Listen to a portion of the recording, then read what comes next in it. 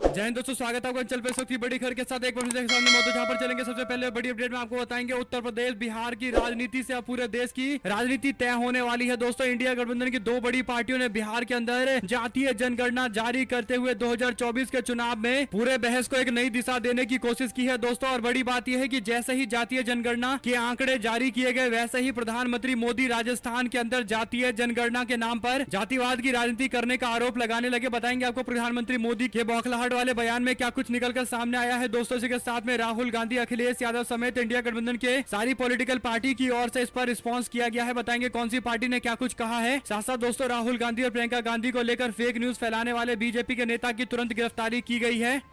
बताएंगे कौन से राज्य से ये बड़ी अपडेट है दोस्तों। इसी के साथ में 300 से ज्यादा नेताओं ने बीजेपी की सहयोगी पार्टी छोड़ दी है। 3000 से ज्यादा कार्यकर्ताओं ने कांग्रेस पार्टी का दामन थामा है। साथ बीजेपी के अंदर अंतरकल है कि एक बड़ी अपडेट सामने आई है। बीजेपी के विधायक के खिलाफ अपने ही कार्यकर्ताओं ने भरे मंच से नारे लगाने शुरू कर दिए है। मध्य प्रदेश में फूट की ये बड़ी अपडेट सामने आ रही है दोस्तों। इसी के साथ में आज छत्तीसगढ़ के अंदर कांग्रेस पार्टी ने बंद बुलाया है। बताएंगे इसके पीछे क्या है बड़ा कारण, एक एक करके चलेंगे। सभी बड़ी अपडेट की तरफ सारी बड़ी जानकारी आप तक पहुंचाएंगे। लेकिन उससे पहले अगर आप भी मानते हैं कि बिहार सरकार ने बिल्कुल सही फैसला लिया है जातीय जनगणना को जारी करने का, ताकि समाज के हर वर्ग के बारे में जानकारी मिल पाए, तो इस वीडियो को लाइक करके लाल बटन दबाकर चैनल को सब्सक्राइब करके बेल आइकन दबाकर कमेंट बॉक्स में जय हिंद जय भारत जरूर लिखेगा। चलते हैं सबसे पहले और बड़ी अपडेट की तरफ दोस्तों, जहां पर बिहार सरकार ने सोमवार को जातीय जनगणना के आंकड़े जारी कर दिए हैं। इसके साथ ही बिहार में जातीय जनगणना के आंकड़े जारी करने वाला बिहार पहला राज्य बन गया है। इसमें अत्यंत पिछड़ा वर्ग 36% बताया गया है, जबकि अन्य पिछड़ा वर्ग यानी ओबीसी 27% बताए गए हैं। सबसे ज्यादा 14% यादव समाज के लोग हैं, जबकि ब्राह्मण समाज के लगभग 3.5% के आसपास लोग हैं। राजपूत समाज के लगभग 3.45% आबादी है। सबसे कम 0.6% आबादी कायस्थों की है। सीएम नीतीश कुमार ने सोमवार को जारी किए गए जातीय जनगणना के बारे में टिप्पणी करते हुए इस फैसले का एक बार फिर से स्वागत किया है और उन्होंने इसे क्रांतिकारी फैसला भी बताया है दोस्तों। आपको बता दें कि बिहार सरकार के प्रभारी मुख्य सचिव विवेक कुमार सिंह ने जातीय जनगणना की एक किताब जारी की है, जिसमें 13,07,25,310 लोगों के बारे में डिटेल में जानकारी दी गई है। 2,83,44,160 परिवारों की सूची बनाई गई, जिसके बाद जातीय जनगणना के अंतिम रिजल्ट दिए गए हैं। बिहार में किस धर्म की कितनी आबादी है, इसे लेकर भी जानकारी दी गई है, जिसमें लगभग 81% हिंदू धर्म की आबादी है, जबकि 17.7% मुस्लिम समाज के लोग रहते हैं। ईसाई 0.05%, सिखों की आबादी 0.011% है, जबकि बौद्धों की संख्या 0.08% है। इसी के साथ में बिहार में किस जाति के कितने % लोग हैं, इसको लेकर भी जानकारी दी गई है। सबसे ज्यादा यादव समाज के लोग हैं, जिसमें 14.26% आबादी बताई जा रही है। रविदास समाज से आने वाले लगभग 5.2% लोग हैं। कोयरी समाज के 4.2%, ब्राह्मण समाज के 3.65% और राजपूत समाज के 3.45%। मुसर समाज से आने वाले लोगों की संख्या लगभग 3.08% है। भूमिहारों की संख्या 2.86% है और कुर्मियों की संख्या 2.8% है। मल्लाह 2.60 है, बनिया 2.31 है और कायस्थ 0.60 है। अब यह आंकड़ा जारी होने के बाद ये बात तो तय हो गई है कि ओबीसी समाज और ईबीसी समाज की राजनीति बिहार के अंदर और ज्यादा प्रखर होने वाली है दोस्तों। भारतीय जनता पार्टी के लोग जो अब तक जातीय जनगणना को लेकर चुप्पी साधे हुए थे या फिर मौन विरोध कर रहे थे, अब वो भी खुलकर जातीय जनगणना का समर्थन करने लगे हैं। आप लोग की जो भी राय हो लिखकर जरूर बताएगा। बिहार में जातीय आधारित जनगणना पर अखिलेश यादव ने भी टिप्पणी की है। अखिलेश यादव बोले, कहा बिहार में जाति आधारित जनगणना प्रकाशित हुई है। ये है सामाजिक न्याय का गणितीय आधार। जातीय जनगणना में 85-15 के संघर्ष का नहीं बल्कि सहयोग का रास्ता खोला जाएगा और जो लोग प्रभुत्व कामी नहीं है बल्कि सबके हक के हिमायती है, वो इसका समर्थन करते हैं और स्वागत करते हैं। जो सच में अधिकार दिलवाना चाहते हैं वो जातीय जनगणना करवाते हैं। भाजपा सरकार राजनीति छोड़े और देशव्यापी जातीय जनगणना कराए। जब ये लोगों को ये मालूम पड़ता है कि वो गिनती में कितने हैं, तब उनके बीच एक आत्मविश्वास भी जगता है और सामाजिक नाइंसाफी के खिलाफ एक सामाजिक चेतना भी दिखाई देती है, जिससे उनकी एकता बढ़ती है और वो एकजुट होकर अपनी तरक्की के रास्ते में आने वाले बाधाओं को दूर करते हैं, नए रास्ते बनाते हैं और सताओं और समाज के परंपरागत ताकतवर लोगों द्वारा किए जा रहे अन्याय का खात्मा भी करते हैं। इससे समाज बराबरी के मार्ग पर चलता है, समेकित रूप से देश का विकास होता है। जातीय जनगणना देश की तरक्की का रास्ता है। अब ये निश्चित हो गया है कि पीडीए ही भविष्य की राजनीति की दिशा तय करेगा। अखिलेश यादव की इस टिप्पणी पर आप लोग की जो भी राय हो लिखकर जरूर बताएगा। राहुल गांधी ने भी अपनी राय देते हुए कहा कि बिहार सरकार ने जातीय जनगणना जो कराया है इससे पता चला कि ओबीसी SC ST की आबादी लगभग 84% है। केंद्र सरकार के 90 सचिवों में 3 ओबीसी समाज से आते हैं, यानी देश का मात्र 5% बजट ओबीसी समाज के लोग संभालते हैं। भारत के जातीय जनगणना के आंकड़े जल्द आने चाहिए, जितनी आबादी उतना हक, ये हमारा प्रण है। जयराम रमेश की ओर से भी इस पर टिप्पणी की गई है। साथ साथ दोस्तों, बिहार में सोमवार दोपहर 1 बजे जातीय जनगणना के आंकड़े जारी किए गए। इसके 3.5 घंटे के बाद ही प्रधानमंत्री मोदी और बीजेपी के नेताओं की ओर से आई टिप्पणी बीजेपी के बौखलाहट को दिखा रही है। दोस्तों, प्रधानमंत्री मोदी मध्य प्रदेश के ग्वालियर के अंदर जनसभा को संबोधित कर रहे थे। शाम 4:30 बजे प्रधानमंत्री ने कहा कि विकास विरोधी लोग पहले भी गरीबों की भावनाओं से खेलते थे, आज भी खेलते हैं। वो तब भी जात पात के नाम पर वोट में लोगों को बांटते हैं और आज भी फिर वही पाप कर रहे हैं। इससे पहले प्रधानमंत्री मोदी राजस्थान के चित्तौड़गढ़ में मौजूद थे। यहाँ पर उन्होंने सीएम अशोक गहलोत पर भी चुनाव में हार मानने का दावा किया है। राजस्थान में मोदी बोले, कहा गहलोत जी को पता है कि उनकी सरकार की विदाई का काउंटडाउन शुरू हो चुका है। राजस्थान में प्रधानमंत्री ने चित्तौड़गढ़ में 7,000 करोड़ के प्रोजेक्ट का इनॉग्रेशन और शिलान्यास किया है। मोदी ने कहा कि कांग्रेस ने झूठ बोलकर सरकार जरूर बना ली है, लेकिन अपनी सरकार चला नहीं पाई। दरअसल दोस्तों, प्रधानमंत्री मोदी के द्वारा मात्र 3 घंटे के अंदर ही ये टिप्पणी कर देना कि जातीय वर्गों में लोगों को बांटा जा रहा है, ये स्पष्ट तौर पर ये संकेत है कि भारतीय जनता पार्टी को अब बिहार से उठी इस जातीय जनगणना की मांग से परेशानी होने वाली है और बीजेपी के लोग इस मांग पर जबरदस्त तरीके से बैकफुट पर जाने वाले हैं। आप लोग की जो भी राय हो लिखकर जरूर बताएगा। साथ साथ सोनिया गांधी तमिलनाडु के दौरे पर जा सकती है। 14 अक्टूबर को डीएमके एक प्रोग्राम आयोजित कर रही है, जिसमें इंडिया गठबंधन की महिला नेता मौजूद रह सकती है। सोनिया गांधी, प्रियंका गांधी, महबूबा मुफ्ती, कनिमोझी, ममता बनर्जी, डिम्पल यादव को आमंत्रण भेजा गया है। ये लोग एक साथ मौजूदगी दर्ज करा सकते हैं। साथ साथ दोस्तों, 300 से ज्यादा नेता और फॉर्मर एमएलए, एमसी, अवस्थ और मुस्लिम नेताओं ने चन्नपटना विधानसभा क्षेत्र के अंदर जेडीएस पार्टी छोड़कर कांग्रेस पार्टी ज्वाइन कर ली है। लगभग 3000 जेडीएस के कार्यकर्ताओं ने कांग्रेस पार्टी के प्रदेश के अध्यक्ष और राज्य के deputy CM DK Shivakumar की मौजूदगी में कांग्रेस पार्टी का दामन थामा है। वही दोस्तों, भाजपा के नेता ने प्रियंका गांधी और राहुल गांधी पर आपत्तिजनक टिप्पणी की थी। अब वो गिरफ्तार भी हो गया है। तमिलनाडु साइबर क्राइम पुलिस ने एक बीजेपी के नेता को गिरफ्तार किया है। राहुल गांधी, प्रियंका गांधी को लेकर आपत्तिजनक पोस्ट करने वाले बीजेपी के नेता प्रवीण राज पार्टी के आईटी विंग के मुखिया हैं। तमिलनाडु के करूर के रहने वाले हैं, जिनके खिलाफ ये कार्रवाई की गई है। पुलिस ने गिरफ्तार किया है। इंडिया टुडे के संवाददाता प्रमोद माधव की रिपोर्ट के मुताबिक प्रवीण राज ट्विटर पर संगी प्रिंस नाम का एक ट्विटर हैंडल चलाते हैं। 10 अगस्त को उन्होंने कांग्रेस पार्टी के नेता राहुल गांधी और प्रियंका गांधी का एक वीडियो शेयर करते हुए अभद्र टिप्पणी की थी। भाई बहन के रिश्तों को लेकर अभद्र टिप्पणी की गई थी, जिसके बाद ये कार्रवाई की गई है। दोस्तों, साथ साथ चुनाव आयोग ने 6 अक्टूबर को प्रवेशकों की बैठक बुलाई है। मध्य प्रदेश, छत्तीसगढ़, राजस्थान, तेलंगाना, मिजोरम के प्रवेशकों को बुलाया गया है। बैठक के बाद किसी भी दिन तारीखों का ऐलान हो सकता है। वही योगेंद्र यादव ने जातीय जनगणना के आंकड़े को लेकर कहा कि अब समझ आया ना क्यों है जातिवार जनगणना की जरूरत। पहली झलक ही विस्फोट है। हिंदू, अगड़ी जातियां, ब्राह्मण, भूमिहार, राजपूत, कायस्थ सिर्फ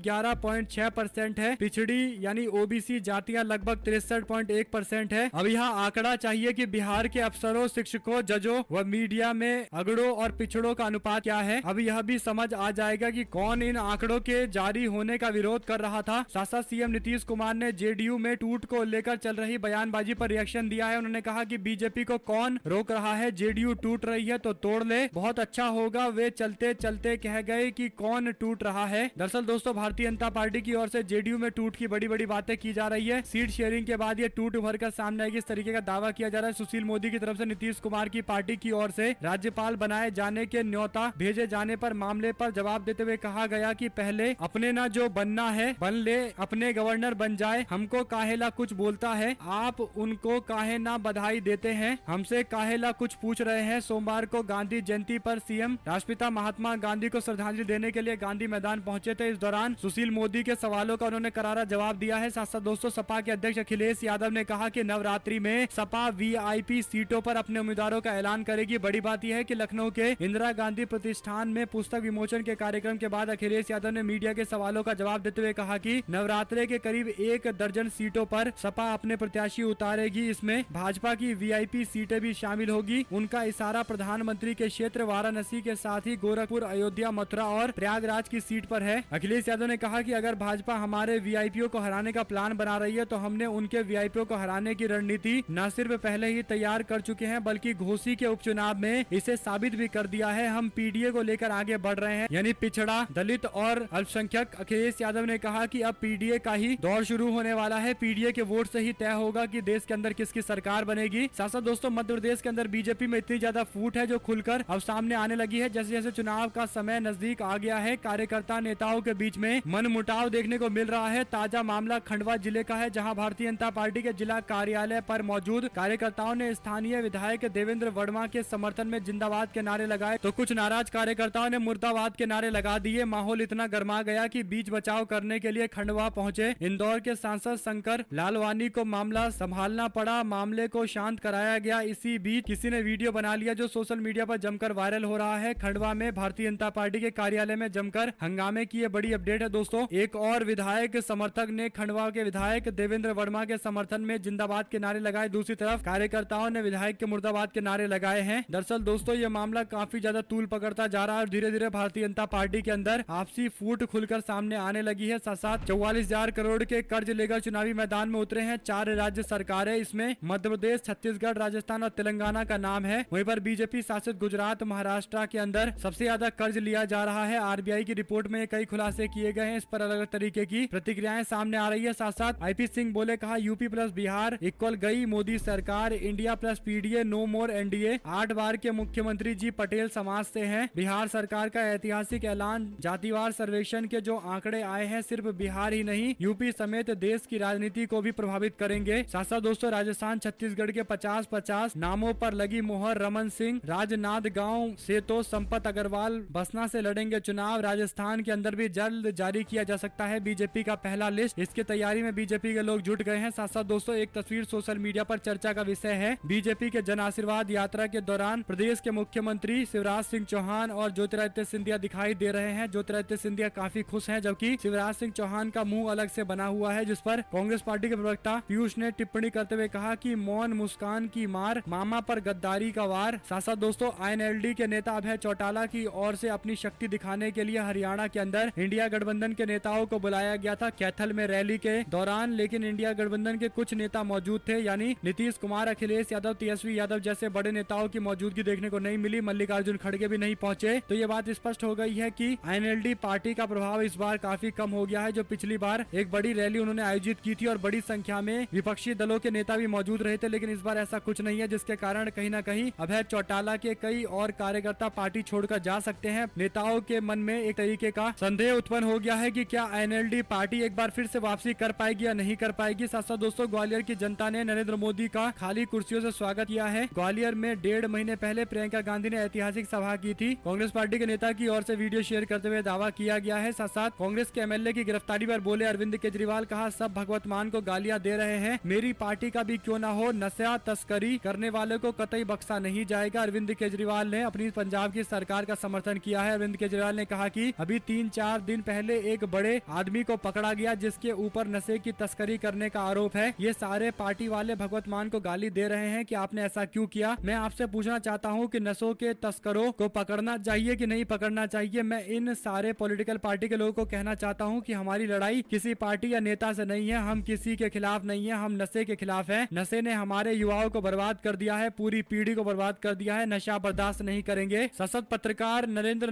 नाथ मिश्रा की ओर से ट्वीट किया गया। उन्होंने लिखा कि आज बिहार में जातीय जनगणना को विकास विरोधी बताकर कई लोग इकोनॉमी और विकास की बातें कर रहे हैं। उनके हिसाब से जात पात की बात आज के संदर्भ में गलत है और विकास आधारित बात होनी चाहिए। बिल्कुल सही कह रहे हैं और ऐसे लोगों का सच भी सामने आ ही रहा है और ये जानकर अच्छा लग रहा है, क्योंकि अभी तक ये सभी हिंदू मुसलमान और इससे जुड़े हजारों सैकड़ों सवालों वाले मुद्दे पर दिन रात एजेंडा चलाते दिखाई दे रहे थे। शायद आज इन्हें एहसास हो गया है कि हमें हर वक्त विकास की बातें करनी चाहिए। यानी जब जातीय जनगणना जारी की गई है तो अब समझ में आने लगा है कि आर्थिक प्रगति की बात करनी चाहिए, विकास की बात करनी चाहिए, लेकिन जब हिंदू मुस्लिम की बात आती है तो यही लोग खुलकर सामने आते हैं। आप लोग इस पर जो भी राय हो दोस्तों लिखकर जरूर बताएगा। ये नरेंद्रनाथ मिश्रा की ओर से टिप्पणी की गई है। साथ साथ प्रधानमंत्री मोदी राजस्थान के दौरे पर पहुंचे थे। वसुंधरा राजे उनके साथ मंच पर मौजूद थी, लेकिन उनको भाषण नहीं देने दिया गया। बड़ी बात यह रही कि वसुंधरा राजे जब प्रधानमंत्री मोदी के साथ में बैठी थी तो उनकी कुर्सी 2 कुर्सी छोड़कर लगाई गई थी, यानी प्रधानमंत्री मोदी के साथ में बगल में पहले बैठती थी, क्योंकि राजस्थान के अंदर वो बड़े नेता के तौर पर जानी जाती थी। लेकिन अब बीजेपी उन्हें साइडलाइन कर रही है, खुलकर तस्वीरों से सामने आ रहा है। दोस्तों रोड शो के दौरान भी वसुंधरा राजे मौजूद नहीं थी। इसके बाद सवाल ये खड़ा होता है कि बीजेपी के लोग राजनीति में महिलाओं के एम्पावरमेंट की बातें करते हैं, सशक्तिकरण की बातें करते हैं। क्या ये सशक्तिकरण है कि कई बार की राजस्थान के मुख्यमंत्री जो एक महिला भी है, उन्हें बीजेपी इस तरीके से अपमानित कर रही है। साथ साथ उदयपुर में टेलर कन्हैया लाल की हत्या का जिक्र करते हुए प्रधानमंत्री मोदी अशोक गहलोत पर निशाना साधते दिखाई दिए। यानी राजस्थान के अंदर अब बीजेपी किन एजेंडा के तहत चुनाव लड़ेगी, खुद प्रधानमंत्री मोदी की टिप्पणी से स्पष्ट होने लगा है। आप लोग की जो भी राय हो दोस्तों लिखकर जरूर बताएगा। साथ साथ तेलंगाना असेंबली को लेकर एक बड़ी अपडेट है। जनसेना पार्टी के नेता और अभिनेता पवन कल्याण ने 32 उम्मीदवारों का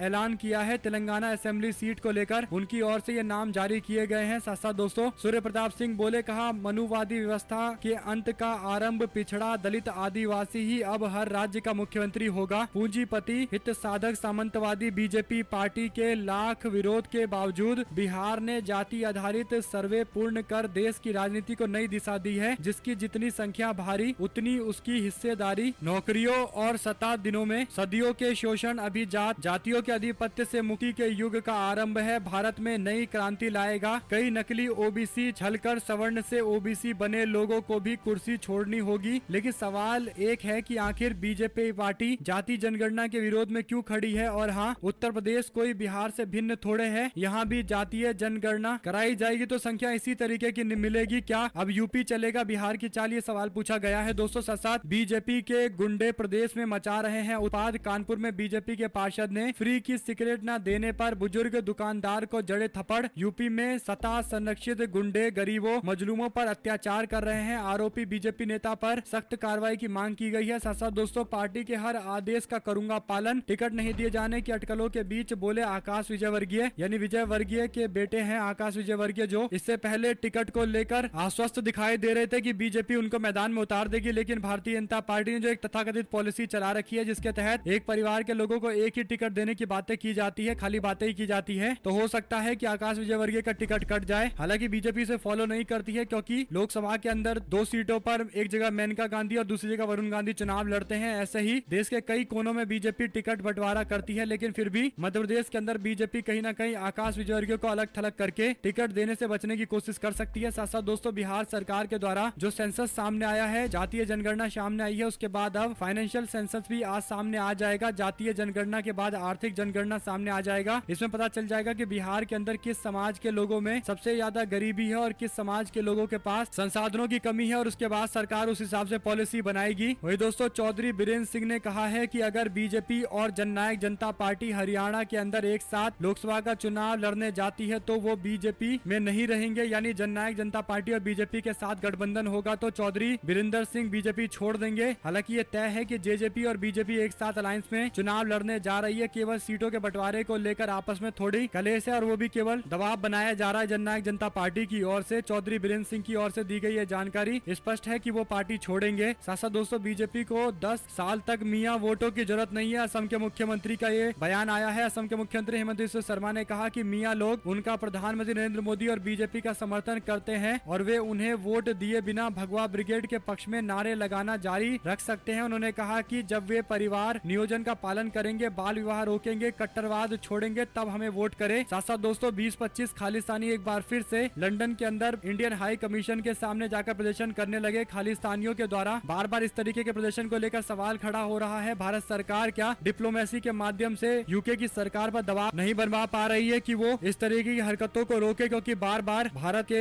हाई कमीशन के सामने इस तरीके का प्रोटेस्ट किया जा रहा है दोस्तों, और हिंसक झड़पें भी देखने को मिल जाती है। साथ साथ अगर सरकार ने ओल्ड पेंशन स्कीम को बहाल नहीं किया तो 2024 में कर्मचारी उन्हें पेंशन दे देंगे। विजय कुमार बंधु की ओर से ये जानकारी दी गई है। साथ साथ तेलंगाना असेंबली इलेक्शन के बारे में अपडेट है कि नंदी कांति श्रीधर ने कांग्रेस पार्टी छोड़कर केटीआर के एमएलसी का पद स्वीकार कर लिया है। राहुल गांधी ने उन्हें खुद एश्योरेंस दिया था कि उनको सरकार में आने के बाद बड़ी जिम्मेदारी दी जाएगी, लेकिन उन्होंने अब कांग्रेस पार्टी छोड़कर बीआरएस पार्टी ज्वाइन कर ली है दोस्तों। साथ साथ यूपी की अमरोहा से बहुजन समाज पार्टी के सांसद दानिश अली अपने बयानों को लेकर इन दिनों सुर्खियों में है। उन्होंने एक प्रोग्राम में भारतीय जनता पार्टी के सांसद रमेश बिधूड़ी के बयान पर टिप्पणी करते हुए कहा कि अगर मैं भी जूता निकाल कर मार देता तो बात बराबर हो जाती। देश दुनिया के सामने आज बीजेपी के लोग अपना मुंह नहीं उठा सकते। आपको बता दें कि बीएसपी के सांसद दानिश अली हसनपुर से दाऊदपुर मार्ग का उद्घाटन करने पहुंचे थे। इस दौरान मंच से भाषण देते हुए उन्होंने विवादित बोले हैं। साथ दोस्तों पंजाब में मुख्यमंत्री और गवर्नर के बीच की लड़ाई लगातार जारी है। पटियाला में बोले सीएम मान, कहा राज्यपाल ने पूछा है 50,000 करोड़ कर्ज कहाँ खर्चा है, कल हम लोग इसका जवाब देंगे। साथ शिवाजी पार्क के दशहरा सभा आयोजित करने को लेकर शिवसेना के दोनों गुट एक दूसरे के खिलाफ मोर्चा खोले हुए हैं। देखते हैं इस बार शिवसेना के कौन से गुट को इजाजत मिलती है रैली करने के लिए। अगर आप लोग को खबर अच्छी लगी हो तो इस वीडियो को लाइक करके लाल बटन दबाकर, चैनल को सब्सक्राइब करके बेल आइकन दबाकर कमेंट बॉक्स में जय हिंद जय भारत जरूर लिखेगा। हमारे साथ जुड़े रहेंगे सभी दोस्तों, भाइयों, बहनों, मित्रों का बहुत बहुत धन्यवाद। देख रहे थे आपको अपने चैनल जय हिंद जय भारत वंदे मातरम।